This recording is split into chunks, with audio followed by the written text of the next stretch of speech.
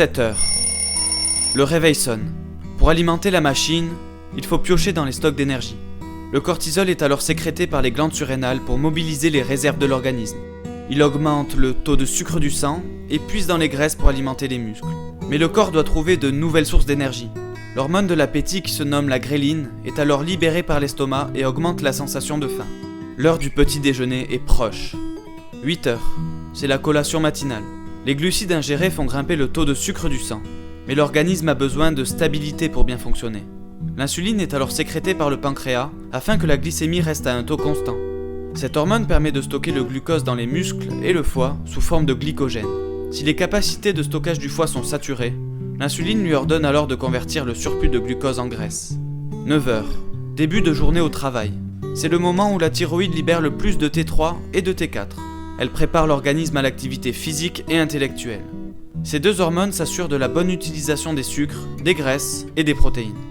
12h30, le ventre gargouille. La gréline fait à nouveau son retour pour le repas. Il est préférable de manger lentement, afin de laisser le temps au centre de la satiété situé dans l'hypothalamus de stimuler la sécrétion de leptine, l'hormone coupe-faim. 16h, le pic d'insuline.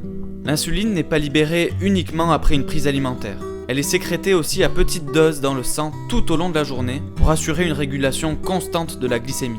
Sa courbe de production est ponctuée de petits pics, avec un maximum à 16 heures. Le taux de glycémie devient alors très bas et on ressent un besoin de manger. C'est l'heure du goûter. 16h30, le corps fatigue. Le cerveau alerte alors les glandes surrénales pour sécréter de l'adrénaline. Celle-ci accélère le rythme cardiaque et mobilise de l'énergie afin d'être plus réactif. 18h, on met ses baskets. Les muscles ont besoin d'être nourris pendant le sport. Le glucagon est sécrété par le pancréas pour libérer le sucre stocké dans le foie et augmenter la glycémie. Le muscle a alors de quoi se nourrir. Durant l'effort, la testostérone est produite en grande quantité pour consolider les muscles.